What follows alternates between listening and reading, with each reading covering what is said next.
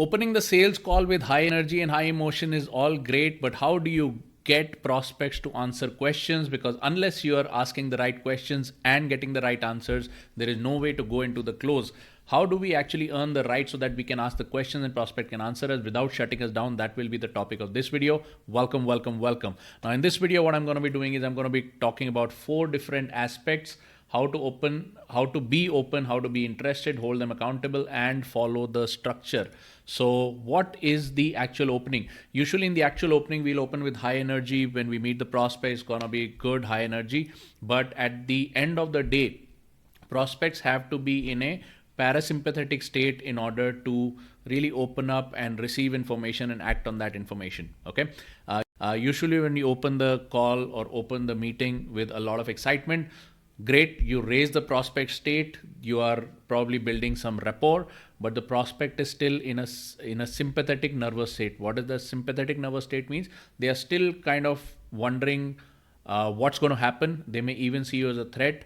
And in fact, the more energy you show on the call, the more they'll be like, okay, this guy is a professional, so I got to be wary of him or her. And they'll have their guard up. So what you do at that point is you actually open up your body language. Be open. You open up your body language and basically you just listen to them. So you're going to open up with the 3 golden questions. Amen. Where are you from? What is your business and what brings you over here? And then what you're going to do is you're going to open up your body language and literally lean back in your chair. If you're doing a physical meeting, if you're doing a Zoom meeting or something, same thing applies. Lean back in your chair. Eye contact is there. Smile is there. At this point, I'm really kind of decompressing the space between us. Okay. And I'm just literally going to keep my mouth shut as soon as I say, okay, what brings you over here or what brings you out to me? And I'm looking at them and smiling. I'm really connecting over here. And in my specific case, it's easy for me to do so because I spent many years calling prospects to my meetings and not getting them over. So today, if prospects show up, I'm always very grateful to God. And I'm really kind of thankful to this person. And I'm really communicating that I'm super happy to see you. What I'm communicating is that I am happy that you're sitting in front of me and we're having this conversation, because it's literally a beauty of life that somebody has come to me with a need. Okay. It's literally communicating from my eyes. I do that. Next step, what we're going to do over here is we are going to be interested. So this is kind of specific about a tribe building scenario, because in a tribe building scenario, you're very interested in their journey. It maps to your journey. You've been on the same journey before them. If you're a solopreneur, if you're a network marketer, financial seller, insurance seller, health coach, if you are a coach, consultant, trainer, author, speaker, all of these are tribe building businesses where you're bringing the prospect onto your journey. So when they are talking about their journey, where they are stuck, it's easy to be interested because you really want to understand how it is that people are doing their journey. What are their thoughts about it? What do they think is the blockage? Where are they in their journey and in their thinking about the journey? Okay. So this kind of maps to, or this refers to, is relevant to most of the tribe building businesses. Where are they in the journey versus how was your journey like? You're constantly mapping to that. And then what has brought them to this point? Very important, because if they're facing a problem for which they've come to you for a solution, there's always underlying factors that they may not refer to, and you're going to walk directly into the sale without knowing underlying factors. That's going to be a problem later. So you want to know the whole journey starting from where it starts. Okay.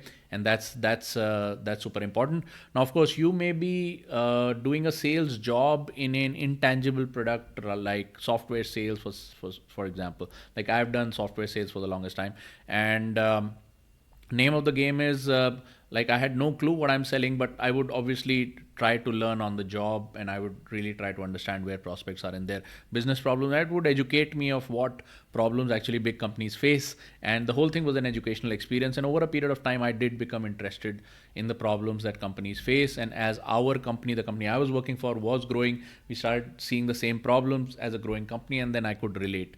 But in the beginning, obviously I couldn't relate that much because it was an intangible product. I was just doing a sales job, so I was just playing the numbers. In this particular scenario, in a tribe building scenario, obviously you have a little more connection, you have little more, you have the relevance over there. Okay. Now, what has brought them to this point? I'd just quickly like to mention about the 6 tonalities of inquiry, and then you will also have the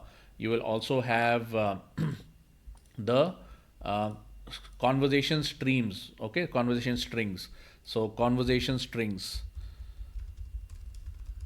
All right. What are the 6 tonalities of inquiry? I just want to give due credit to Jeremy Miner, who's got a full video on this, the 6 tonalities of inquiry. How do you actually use these different tones of voice and body language to get the prospect to open up more, which is concerned, tone and body language. If they have come with a pain, the first thing is to connect with the pain and be empathetic over there, and your body language and tone should reflect that. Second thing is confused. If there's something that they're saying that seems a little off, our job is not to go in and just quickly just say, okay, that seems to be wrong. I was on this journey myself and this doesn't connect. No, you're not going to be cutting the prospect off like that. You're going to be confused. Hey, how exactly did you reach from point A to point B? Can you just go into that a little bit, because I'm not sure what you meant when you said that. Okay, so that's a confused tone of voice. You're going to be curious the whole time, obviously, because you're interested in their journey.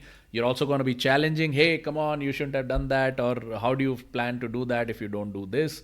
You can challenge them a little bit, and there can be a push and pull in the call. And definitely you got to maintain a playful tone throughout. Okay, so these are the 6 tonalities of inquiry. Just go ahead, check out Jeremy Miner's full video on this. Then you've got conversation strings. What are these conversation strings or conversation continuation points? When they're talking, you're going to be actively listening, nodding, understanding, and your body language should be very, very active over here. You want to bring them into your world, and just a technical or just you can say a logical engagement is not going to be enough. You want the full physical engagement, and you want the full emotional engagement from your side into their story. Okay, and you're going to be like, okay, tell me more about that, and come on, when you said this, what did you mean? So you're going to just egg them on by just putting these little conversation strings into there, and each string helps them to go deeper into that line of conversation that they're playing. Long story short is, you want to know everything in their life that brought them to that situation, so that you have underlying factors, emotional factors, family factors, cash factors, all of them mapped out in your mind before you go in for the close. Okay, very, very important. And if you're doing it just the way I'm saying it, prospects are going to be very, very interested in sharing with you, so that you can get the whole picture. And long story short, I feel is that the highest amount of love and respect you can provide to any human being is truly by listening to them. Comes back to open body language, truly listening, truly letting that decompression of space that you've done with your body language kind of pull out the stuff from them. Like in a vacuum, it kind of pulls out stuff, stuff that is stuck inside. And once they start speaking, let that be the whole tone of the game. Over here, no need to be too excited. A lot of salespeople are excited throughout the call. There's no need to be too excited through the call. You can use excitement in the beginning of the call. You can use excitement towards the end of the call a little bit. But during this time, you just got to be patient. You just got to be a patient listener. That's all. Okay. What is the next item? Hold them accountable. This is a very, very important one. I feel a lot of salespeople do not use enough. If the prospect has come with a requirement or with a pain, and their understanding is off at a very, very fundamental level, I'm going to hold them accountable. This is not the vehicle part. This is not where they are missing a couple of points. This is not where their understanding is missing by a decimal point. No, this is where their whole ethos is wrong.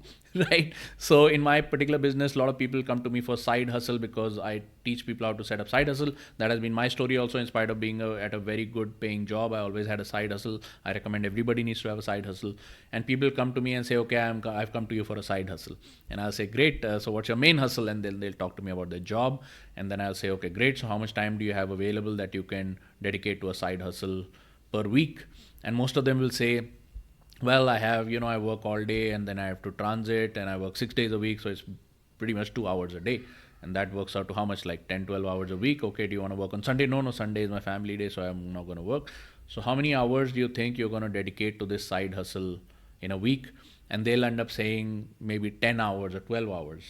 And I feel that's a disservice that somebody in their family or somebody on YouTube has caused them by telling them that a side hustle can be worked in 12 to 15 hours or even 10 to 12 hours a week. And I tell them upfront, listen, man, if you're looking at doing something serious, then 10 to 12 hours is not going to cut it. A side hustle is not for you. Okay, you might as well take a little bit of that time, put it back into your main hustle, become better at your job, pick up a skill, something like that. But a side hustle, 10, 12 hours a week is not going to cut it. And I'm just going to hold them accountable over there. And then I'll ask them, and do you want to redo those figures so that you have more time? and they're going to ask me, hey man, what is a good number that you recommend? I don't recommend them a number. I'm like, this is going to be your financial freedom. How much time do you think you can put in at best? Because that gives me an idea of what is the kind of person I'm dealing with. If I just tell them, hey, I think 25 hours would be a good number, and they say, okay, then show me what you have, then basically I'm on the defensive. I don't know what kind of person I'm dealing with. I don't know their intentions and their preparedness. And I'm going to go ahead with my offer. And then at the end of that, they're going to be like, okay, let me think about it and come back to you or something. So I always hold them accountable. And I say, you tell me a good number that you can do. And I keep asking them, there's your financial freedom you're talking about. Is that the best you can do? Is that the best you can do? Tell me what else you do with your time. Over here, I'm building authority. This is not a sales game. In fact, if in a sales call, you are unable to build authority and just kind of hit them back with an accountability item, then chances are that you're just just one of those pasty sales guys that people don't really appreciate, because everything you're doing is an act. You're trying to be agreeable. You're trying to provide solution. You're trying to act interested when you're not really interested in their success. Okay, you got to hold them accountable at some point. It doesn't need to be part of the script, but at some point, if you feel that they are totally off in their ethos, then just hold them accountable for it. And they will love you and respect you for it. They want to work with such people, because people want to be held accountable at some level. They know that they are not being true to their goals.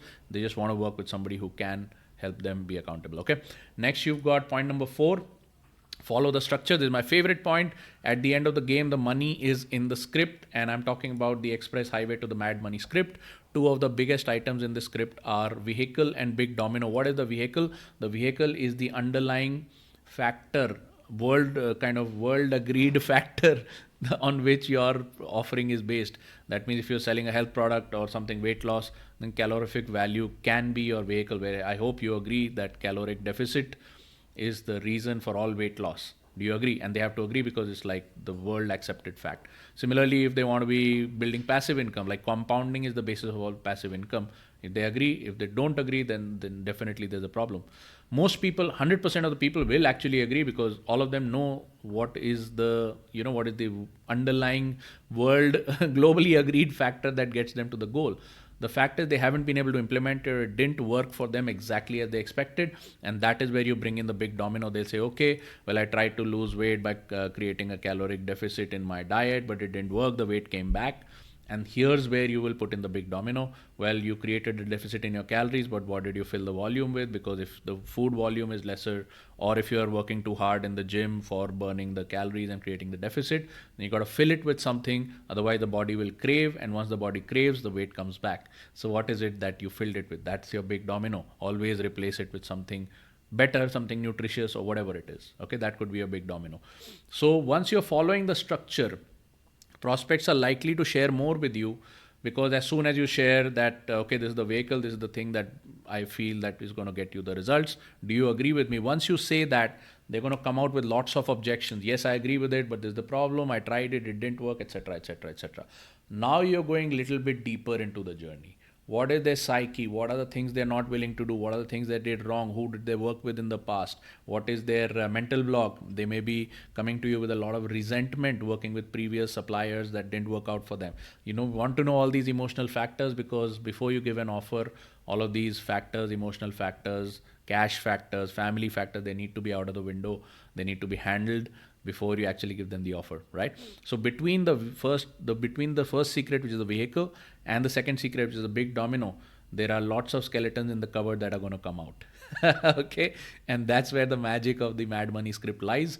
So if you haven't checked it out, just watch some of my previous videos, and definitely subscribe to this channel, because I'm going to be coming out with deadly level sales trainings. I want you to follow it, and please watch the whole videos, comment below them, engage with me, so I know what it is that I can make for you next. All right, with that, I'm done with this video. Look forward to seeing you in the next video.